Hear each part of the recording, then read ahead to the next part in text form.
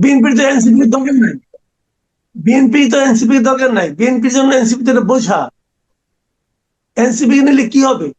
NCP এমন একটা জিনিস, সে সবার বিরুদ্ধে বলছে, সবাইকে ইরিটেট করছে, সবাইকে, সব দলকে করে নিয়ে নিজেরা মাল কামাইছে, নিজেরা বদনাম কামাইছে। সাধারণ মানুষ এনসিপি কে এখন আর আগের মতো শ্রদ্ধা করে না। সাধারণ মানুষ ভাবে না যে এদের কারণে আমার দিন পরিবর্তন হবে। কারণ সাধারণ মানুষ মনে করে এরা দিন পরিবর্তনের কথা বলে নিজেদের দিন পরিবর্তন করছে। ইসলামী আন্দোলনকে তাদের জোটে রাখতে পারলো না।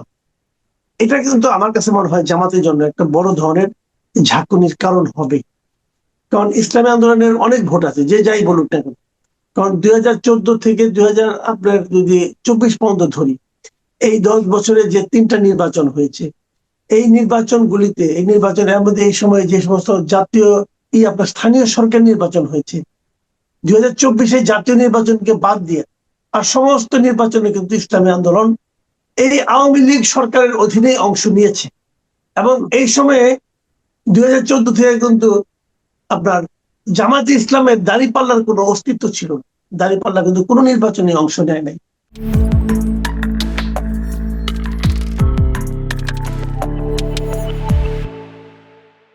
আসসালামু আলাইকুম, সুপ্রিয় দর্শক, স্বাগত জানাচ্ছি কথার পিঠে কথা অনুষ্ঠানে। আমি মোস্তফা ফিরোজ এবং আমার অপর প্রান্তে যুক্ত আছেন সিনিয়র সাংবাদিক মাসুদ কামাল। মাসুদ কামাল, সর্বশেষ যা দাঁড়ালো এখন কম্বিনেশন, তাতে এই প্রতিযোগিতা বিশেষ করে জামাত জোটেরটা বাকি ছিল, সেটাও একটা বোঝা গেল যে তাদের মানে কে কত আসন পাইলো আর বিএনপি কতটা সিটে কম্পিটিশন করবে। তো প্রধান প্রতিদ্বন্দ্বী জামাত যদি হয়, তাহলে জামাতের সেখানে আসন সংখ্যাটা যথেষ্ট কম। এই কম আসন সংখ্যা নিয়ে কি যথেষ্ট পরিমাণ ভালো প্রতিদ্বন্দ্বিতা করতে পারবে বিএনপির সঙ্গে? আপনার কাছে কি মনে হয়? দেখেন, এখানে কতগুলি বিষয় আছে। বিষয়গুলি কিরকম, আমরা সবসময় চেয়েছিলাম যে আমাদের যে জাতীয় সংসদ হবে, সেই জাতীয় সংসদে বিরোধী দলটার আপনার সাইজটা এমন হবে যে তারা যেন সবসময় সরকারি দলের জন্য একটা ঝুঁকির কারণ হয়। তাহলে হয় কি, সরকারি দল যারা থাকবেন তারা প্রত্যেকটা সিদ্ধান্ত নেওয়ার সময় 5বারের জায়গায় 7বার 8বার করে ভাববেন।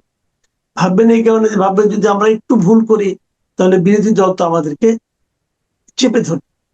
কিন্তু যখন নাকি বিরোধী দলের এটা ছোট হয়, বিরোধী দলের চরিত্রটা ছোট হয়, চরিত্র যখন মোলায়েম হয়, তখন সরকারি দলের মধ্যে এক ধরনের প্রথমে বেপরোয়া ভাব চলে আসে, অনেক সময় একটা গা ছাড়া টাইপের ভাব চলে আসে। এবং তারা ভাবে যে আমি তো 5 বছরের জন্য ম্যান্ডেট পেয়ে গেছি, আমার যা ইচ্ছা আমি তাই করব, এবং আমাকে বলার কেউ নাই, ধরার কেউ নাই। এই ধরনের যে বাস্তবতা, এই ধরনের যে রিয়েলিটি, এটাকে আসলে আমরা সাধারণ মানুষ একটু ভয়ই পাই। কাজে আমরা একটা শক্তিশালী বিরোধী দল সবসময় কামনা করি।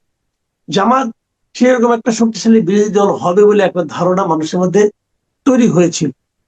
এখন আগামী নির্বাচনে জামাত যে ইসলামী আন্দোলনকে তাদের জোটে রাখতে পারলো না, এটা কিন্তু আমার কাছে মনে হয় জামাতের জন্য একটা বড় ধরনের ঝাঁকুনির কারণ হবে। কারণ ইসলামী আন্দোলনের অনেক ভোট আছে, যে যাই বলুক না কেন। কারণ 2014 থেকে 2000 আপনার যদি 24 পর্যন্ত ধরি, এই 10 বছরে যে 3টা নির্বাচন হয়েছে, এই নির্বাচনের মধ্যে এই সময় যে সমস্ত জাতীয় আপনার স্থানীয় সরকার নির্বাচন হয়েছে, 2024 জাতীয় নির্বাচনকে বাদ দিয়ে আর সমস্ত নির্বাচনে কিন্তু ইসলামী আন্দোলন এই আওয়ামী লীগ সরকারের অধীনে অংশ নিয়েছে। এবং এই সময়ে 2014 থেকে কিন্তু আপনার জামাতে ইসলামের দাঁড়িপাল্লার কোনো অস্তিত্ব ছিল না। দাঁড়িপাল্লা কিন্তু কোনো নির্বাচনে অংশ নেয় নাই। বাংলাদেশে এখনো কিন্তু অনেক ভোট কিন্তু মার্কা দেখে হয়। তো 2014 থেকে শুরু করে এই 10 বছরে যাদের আগে বয়স ছিল 7-8 বছর, তারাই তো এখন ভোটার হয়েছে। তাদের অনেকের কাছে কিন্তু দাঁড়িপাল্লা মার্কাটা কিন্তু অপরিচিত। তারা কিন্তু দাঁড়িপাল্লা মার্কা চিনে না, তারা বরং হাত পাখা চিনে। তারা তখন চিনে হলো বেসিক্যালি নৌকা, ধানের শীষ, লাঙ্গল আর হাত পাখা। সেই হিসেবে হাত পাখা একটা কিন্তু মানে ভালো পার্টনার হতে পারে। এখন জামাত কেন হাত পাখাকে তাদের পার্টনার হিসেবে ধরে রাখতে পারলো না, এটা নিয়ে পরস্পরের দোষারোপ চলতেই পারে। কিন্তু আমি মনে করি নেট লসটা জামাতেরই হয়েছে। এবং এই লসটা জামাত আগামী নির্বাচনে আমরা ওদেরকে দেখতে পাবো, আগামী নির্বাচনে দেখবো হয়তোবা যে জামাতের ভোট অনেক কম থাকবে এইটার কারণে। এবং তারা যে একটা মনে করেন মানে প্রধান রাজনৈতিক দলটার ঘাড়ে নিঃশ্বাস ফেলার যে বাস্তবতা, সেই বাস্তবতা তারা কিন্তু চলে গিয়েছিল। অনেকে এমনও বলছিল যে জামাতের একটা স্ট্র্যাটেজি আছে, জামাত বিভিন্ন জায়গায় গ্রামাঞ্চলে পর্যন্ত মেয়েদের মধ্যে কিন্তু খুবই মানে আপনার তাদের নারী ইন্ডিয়া খুব ভালো একটা জায়গায় অগ্রসর হয়েছিল। এখন সেটা কতটুকু কি কার্যকর হবে আমি ঠিক বলতে পারবো না, তবে আমার মনে হয় জামাতের লস হলো। কিন্তু আপনি আসনের রেজাল্টটাও দেখেন, জোটের মধ্যে জামাতের আসন এখন পর্যন্ত 179টা, বিএনপির হচ্ছে 285টায়। এই ক্ষেত্রেও তো একটা ভারসাম্য থাকছে না। এটা খুব একটা সমস্যা করবে না, করবে না এই কারণে কি, মনে করেন জামাত তো খুবই হিসেব করে পলিটিক্স করে। তারা যে 179টা দিয়েছে, তাদের টার্গেটও কিন্তু এরকম।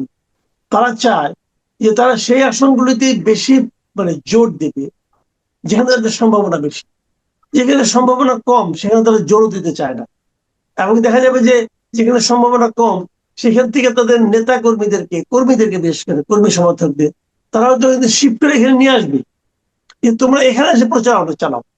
এটা জামাত পারে, তাহলে ওই এটা ওই অন্য কেউ জায়গায়, পারবে না। তাহলে ওইসব জায়গায় এনসিপি বা অন্যরা তারা তো ক্ষতিগ্রস্ত হবে।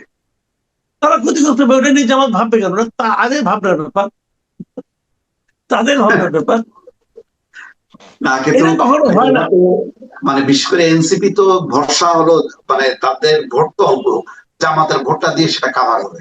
তো সেটা তো তাহলে একটা মানে ক্ষতিটা। আমি দেখি না ভাই, শুনেন, অন্যের ভোট দিয়ে জয়যুক্ত হওয়ার এখানে স্কোপ খুব কম, বিশেষ করে এবার খুবই কম। এবার নিজের ভোটেই জয়যুক্ত হতে হবে, অন্যের ভোট খুব বেশি একটা কাজ করবে না। যেমন আমি উদাহরণ দিয়ে বলি আপনাকে, এনসিপির এখন তো সবচেয়ে সম্ভাবনা ক্যান্ডিডেট আমি দেখতেছি হাসনাত আব্দুল্লাহ। কারণ ওখানে মঞ্জুর ইসলাম মুন্সি ওনারটা তো বাতিল হয়ে গেছে, ওনারটা থাকলে পরে ওখানে ধানের শীষে কোনো প্রার্থী দেখতে পাচ্ছি না আমি। না, এটা এখনো এখনো ফাইনাল না, আপিল বিভাগে এখন ইয়ে হবে আর কি। আপিল 2 সপ্তাহ পরে নির্বাচনে আর থাকবো নাকি? আর নির্বাচনে থাকবে কি বলেন? তখন এই নির্বাচন তো স্থগিত করে দেয়। কালকে তো তারা গতকালকে তো ইলেকশন কমিশন তাদের সিদ্ধান্ত জানিয়ে দিয়েছে যে এটা হুম হুম বাতিল। হুম কাজে হুম হুম। আপিল বিভাগ থেকে আসলে কি তখন কি তারা আবার নতুন করে ব্যালট পেপার করবে, নতুন করে শিডিউল করবে? আমার মনে হয় এটা হয় না, দুর্ভাই, এটা হয় না। এটা আচ্ছা। ওরা বাদ হিসাব। এখন আপনার নতুন কাউকে বিএনপি কাকে দিবে? বিএনপিতে কোনো ভালো ক্যান্ডিডেটও নাই। তো হুম এইগুলি হুম কিন্তু নানা রকম ইকুয়েশন আছে। একমাত্র আমার কাছে মনে হয়েছে হাসনাত আব্দুল্লাহর একটু চান্স আছে, আর দুই একটা জায়গায় হাতিয়ারের দিকে একটু চান্স, হান্নান মাসুদের একটু চান্স থাকতেও পারে।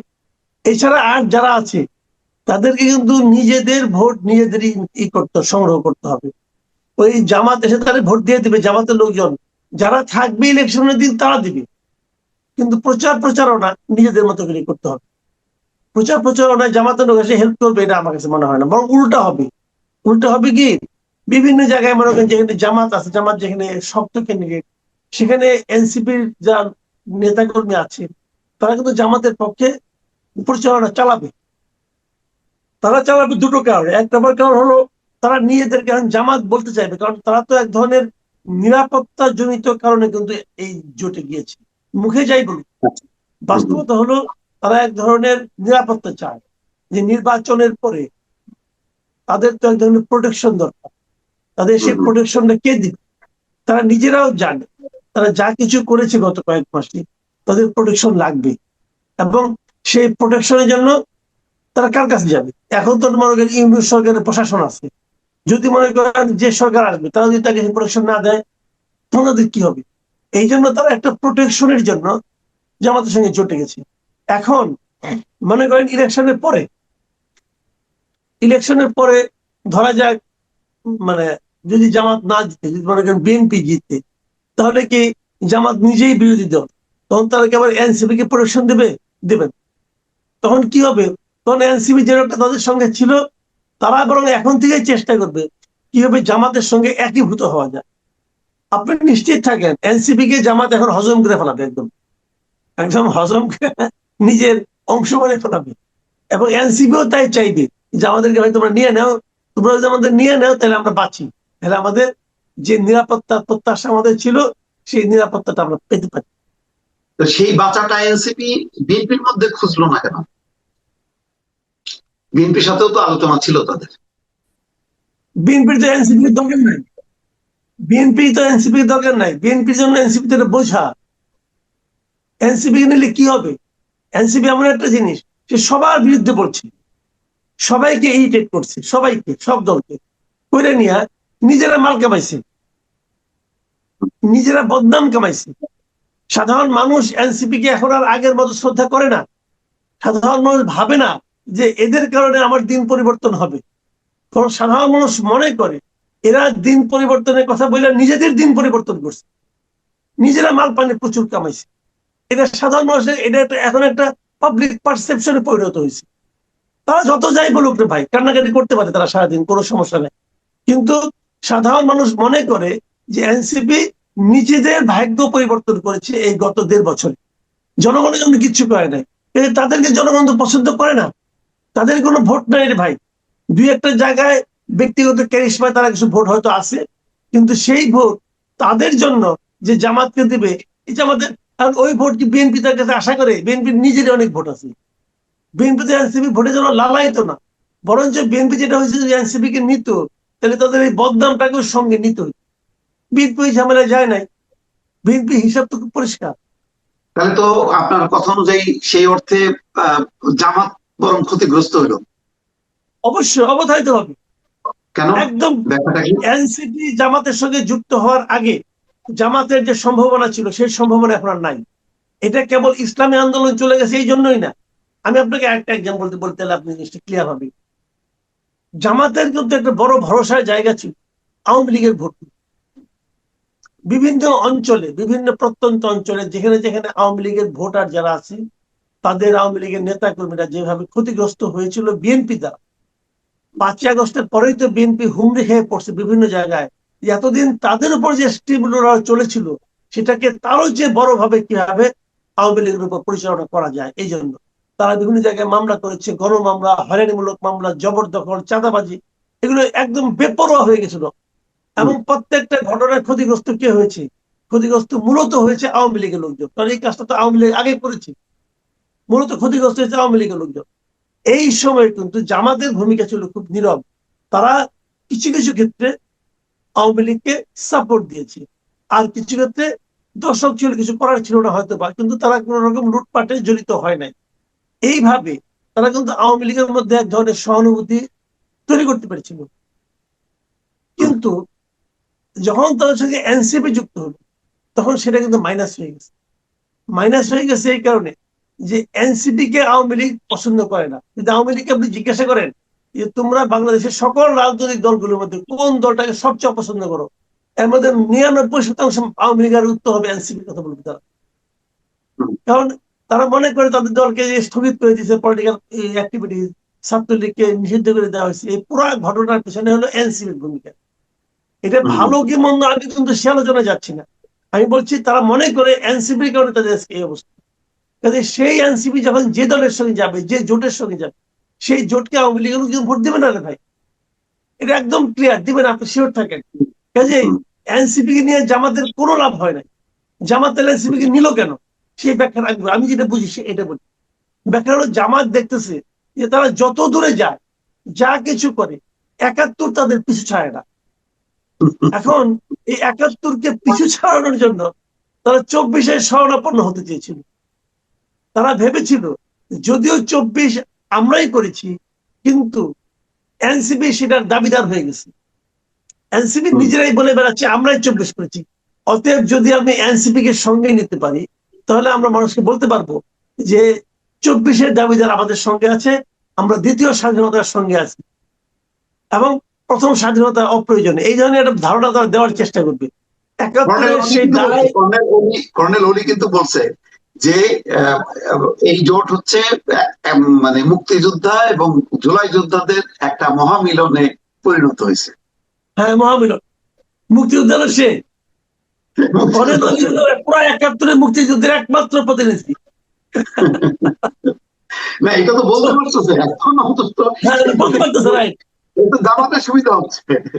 হ্যাঁ, জামাত এইটুকু, এই মরাল সাপোর্টটুকু ক্রিয়েট করার জন্য তারা এদেরকে নিয়েছে।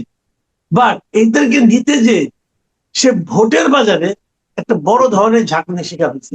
সে আওয়ামী লীগের ভোটগুলি এখন ওইভাবে পাবে না। আবার উল্টা দিকে ইসলামী আন্দোলন চলে যাওয়ায় ওই ভোটের হিসাবটা কিন্তু আবার অনেকটা কমে গেছে। না, জিনিস খেয়াল করছেন গত 1 বছরে কিন্তু জামাত অনেকগুলো ইস্যু ক্রিয়েট করে মাঠে নামছে, যেমন ঐক্যমত্য কমিশনের সঙ্গে আলোচনার মধ্যেই তারা আলাদা একটা জোট, আন্দোলনের জোট করলো, যে গণভোট, নিম্নকক্ষে উচ্চকক্ষে পিআর বাস্তবায়নের জন্য তারা একটা জোট করলো। সেই আন্দোলন নভেম্বরের মধ্যে গণভোট হইল না। তারপরে আবার তারা আরো অনেকগুলো ইস্যু নিয়ে মাঠে নামলো, যেগুলো হাদির ইস্যু নিয়েও তারা এক প্রকার নেপথ্যে তারা সাপোর্ট দিল, সেটাও কিন্তু ধোপে টিকলো না। তা আপনার কাছে মনে হচ্ছে না যে এই 1 বছরের মধ্যে তাদের একটার পর একটা নানা উদ্যোগ আয়োজন গুলো কার্যত কি খুব সফল হয়েছে? শুনেন, জামাতের রাজনীতি ঠিকই ছিল, অনেকদিন ধরে অনেকদিন তারা খুব ঠিক ছিল এবং তারা খুব ভালোভাবে অগ্রসর ছিল এবং তারা আসন ভিত্তিক ইলেকশন করছিল, যে যে কোনো উপায় হোক তার আসন সংখ্যা বাড়াতে হবে, এই ফর্মুলায় তারা অগ্রসর হচ্ছিল। এবং তারা মোটামুটি কাজকর্ম যা করছে প্রচন্ড, মানে এটা অপ্রত্যাশিত আমি বলবো। এত এত ভালো অবস্থায় নির্বাচনে, বিগত কোনো নির্বাচনে জামাত আসেনি। এইবারই প্রথমবারের মতো তাদের অনেকে বিশ্বাস পর্যন্ত করছিল তারা হয়তো এই নির্বাচনে বিজয়ী হবে। এটা দিক দিয়ে মানে এত, মানে আপনার একটা ইতিবাচক অবস্থায় তারা কিন্তু এসে গেছিল। কিন্তু শেষ মুহূর্তে এসে আমি মনে করি যে ইসলামী আন্দোলনের সঙ্গে তাদের যে বিরোধটা, এই বিরোধটা টোটালি অপ্রত্যাশিত বিরোধ। যদিও বলা হচ্ছে এটা বিরোধ অবশ্যই জামাত মিটাতে পারতো না। এই কারণে ইসলামী আন্দোলনের কিন্তু অন্য একটা হিসাব ছিল। ইসলামী আন্দোলনে যদি আপনি রাজনীতিটা খেয়াল করেন, আগের যদি ইসলামী আন্দোলনের মূল নেতাদের বক্তব্যগুলি দেখেন আপনি, তারা কিন্তু জামাতকে খুবই, মানে আপনার শত্রু হিসাবে বিবেচনা করতো এবং তারা বহুবার বলেছে জামাত ইসলাম করলে পরে ইমান থাকবে না, এই ধরনের কথা তারা কিন্তু বলেছে। কাজে সেই ইসলামী আন্দোলন যখন এদের সঙ্গে মিশলো একসঙ্গে, তখনই জামাতের বোঝা উচিত ছিল যে এই মিশ্রণ আসলে মিশ্রণ নয়, তেলে পানিতে মিশ্রণ হয় না এবং এই মিশ্রণ একসময় থাকবে না। এটা তাদের বোঝা উচিত ছিল, কিন্তু জামাত কেন বোঝে নাই, এটা আমার কাছে খুব অবিস্ময়কর লাগছে। আমি তো পুরোটাই মনে করি, আমরা বলি না যে জামাতের একটা এবার একটা বড় একটা রাজনৈতিক একটা আপনার তারা একটা ধারণা নিয়ে আসছে, একটা ক্রাইটেরিয়া নিয়ে আসছে, সেটা হলো গুপ্ত রাজনীতি। এটা নাকি আগে কখনো ছিল না, জামাতই কিন্তু প্রথমে চালু করলো।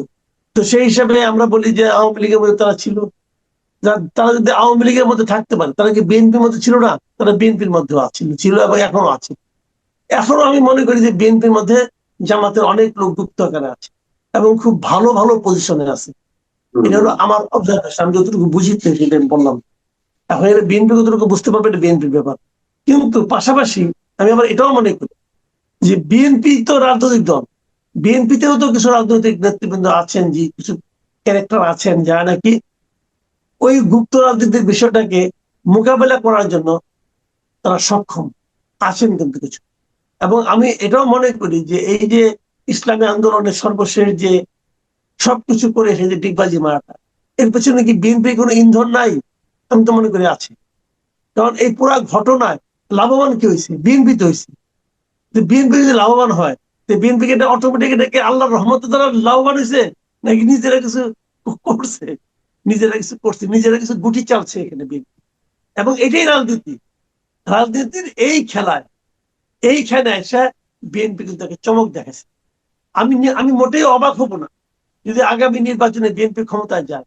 সেই বিএনপির সে ক্ষমতায় গেলে পরে হয়তো ইসলামী আন্দোলন থেকে দু একজনকে দেখবেন মন্ত্রী বানিয়ে ফেলাতে, আমার ধারণা হতে পারে। আবার এমনও হতে পারে আগামীতে এই রাজনীতির আগামী এই 2-3 দিন কিন্তু খুব ক্রুশিয়াল। এমনও হতে পারে আপনি দেখবেন যে ইসলামী আন্দোলন যায় হয়তো জাতীয় পার্টির সঙ্গে জোট বাঁধতে পারে। যদি জাতীয় পার্টির সঙ্গে ইসলামী আন্দোলন জোট বাঁধে, তখন দেখা যাবে যে এই জোট হয়তো প্রধান বিরোধী জোট হিসেবে আবির্ভূত হতে পারে, সম্ভাবনা আছে। কারণ তারা কিন্তু ওই সময় আপনার আওয়ামী লীগের ভোটগুলি একটি টেপিতে থাকবে। স্বতন্ত্র সদস্যরা মিলেও কিন্তু একটা জোট করতেছে, এই জোট জাতীয় পার্টি ইসলামী আন্দোলন মিলে যদি একটা কম্বিনেশন হয়, এটা কিন্তু বড় ধরনের একটা ধাক্কা হবে। সম্ভাবনা আছে। সেটা হলে পরে ওই আমাদের জাতীয় আপনার জামাত ইসলামের জন্য তার ভাইকে ওই বরাবর যে তৃতীয় স্থান থাকতো, সেই তৃতীয় স্থানে তাকে থাকতে হবে। এবং এটা হবে ব্লো, মানে এটা রাজনীতিতে অনেক কিছু ঘটবে সামনে আগামী কয়েক না, তা তো ঠিক। আর একটা হলো যে এই মাত্র দেখছি যে পোস্টাল ব্যালট নিয়ে আহ, নির্বাচন ভবনের সামনে ছাত্র দল একটা অবস্থান নিচ্ছে। পোস্টাল ব্যালট নিয়ে বোঝা যাচ্ছে যে বিএনপির মধ্যে বেশ আপত্তি, এবং এতে তারা সন্দেহ করতেছে যে পোস্টাল ব্যালটটা জামাত ইসলাম হয়তো নিয়ন্ত্রণ করছে। আপনার কাছে কি মনে হচ্ছে, এটা নিয়ে একটা ঝামেলা হবে? ঝামেলা হতে পারে এই কারণে, এটা তো বেসিক্যালি পুরো জিনিসটাই এই নির্বাচন কমিশনের আনাড়িপনার কারণে। তারা যে অযোগ্য, তারা যে আনাড়ি, এবং তারা যে একটা নির্বাচন অনুষ্ঠানকে ঠিকঠাক মতো করার জন্য ক্যাপাবল নয়, সেটা তারা একদম প্রমাণ করে ছেড়েছে।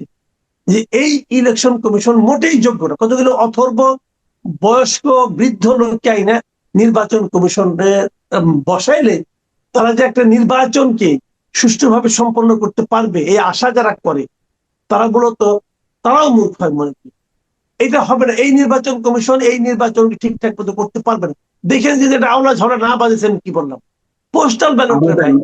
এটা কিভাবে, আপনি আমাকে বলেন, তারা এখান থেকে ডাকযোগে পাঠাইছে, কিভাবে এগুলি একজনের কাছে চলে যায়? আপনি আমাকে বুঝান কিভাবে। তারা তাহলে একজন ব্যক্তির কাছে ভোটগুলি পাঠাইছে, তাদের নিউ তো ইয়র্কে পাঠানো দেখতেছি উচিত। একটা পোস্ট অফিসে মানে পড়ে আছে মানে কেন কিভাবে? হবে, কেন হবে? তাদের এই ইলেকশন কমিশন উচিত ছিল সবগুলি পোস্টাল ব্যালট গুলি পাঠানো উচিত ছিল ওই দেশের এমবেসির কাছে। বাংলাদেশের যে এমবেসি আছে ওখানে তাদের কাছে পাঠাবে, এবং ভোটারদেরকে বলবে তোমরা এমবেসি থেকে এগুলো নিয়ে যাও। কারণ বিদেশে যারা থাকে তারা কিন্তু কম বেশি এমবেসির সঙ্গে তাদের একটা যোগাযোগ আছে, তারা এমবেসি থেকে সিরিয়ালি নিয়ে গেলে পারে। অথবা এমবেসির মধ্যে একটা বুথ করতে পারে যে তোমরা এসে এখানে এসে ভোটটা দিয়ে যাও, সিস্টেমেটিক করতে পারতো। কিন্তু তারা যেটা করছে এটার যে হাস্যকর প্রক্রিয়া আর হয় না।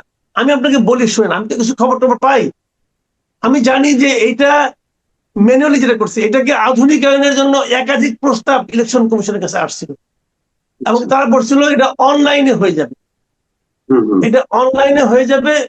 আমার জানা মতে জার্মানির একটা কোম্পানি আসছিল, এবং তারা হুম, বলছিল কিভাবে অনলাইনে হবে, যার যার বাসায় থেকে শেষে কম্পিউটারে অথবা মোবাইলে ভোটটা দিতে পারবে, একদম অথেন্টিক হবে, একটা ভোটে হবে। ইলেকশন কমিশন যারা করবে, যারা বয়স্ক লোকগুলি, এরা তো বুঝেই না। আমার ধারণা তারা স্মার্টফোন বুঝেন, দেখেন ওই এখন ওই বাটন ফোন চালায়, হইতে পারে ভাই। এরা তো এগুলি বোঝে না। একজন লোক আজকের থেকে 15 বছর আগে রিটায়ারমেন্টে গেছে, তারা এনে বানাই দিয়েছে না ইলেকশন কমিশন। ভাই এটা কি হলো ভাই, 70-80 বছর বয়সের লোক ইলেকশন কমিশন কি করবে আমি বুঝি না। স্মার্ট লোকদের বসাবে, ইয়াং লোকদের বসাবে, জানি হ্যান্ডেল করতে। হ্যাঁ, নির্বাচন কমিশনের ভাগ্যটাই যেমন যেমন এরকম। ভাই আপনি বলবেন এখানে আমি এভাবে 60 বছরের উপরে হইতে হবে। বলতেছি এই কারণে, না আমি বলতেছি এই কারণে যে তারা তো পারলো না। 15 লাখ ভোট, 15 লাখ আপনার পোস্টাল ব্যালট, এইটাই তারা হ্যান্ডেল করতে পারলো না। তারা 12 কোটি ভোট কেমন করে হ্যান্ডেল করবে ভাই, কিভাবে করবে? এটা মনে হয় ওই যে প্লেনে উঠলে মনে হয় যে, আপনি দেখেন আপনার প্লেনে বিভিন্ন গেম টেম কিন্তু পাওয়া যায় ইউটিউবে, প্লেন কিভাবে চালাতে হয়, কিভাবে আপনার রেসিং কার চালাতে হয়, এটা আপনার আমাদের ছোট ছোট পোলাপান্না চালায়। তো দেখে মনে হয় এর চালানো এত সহজ, খুব সহজ, কিন্তু কিন্তু উঠাই দেন না প্লেনের মধ্যে, হ্যাঁ একবার কি হয়, এত সোজা না রে ভাই।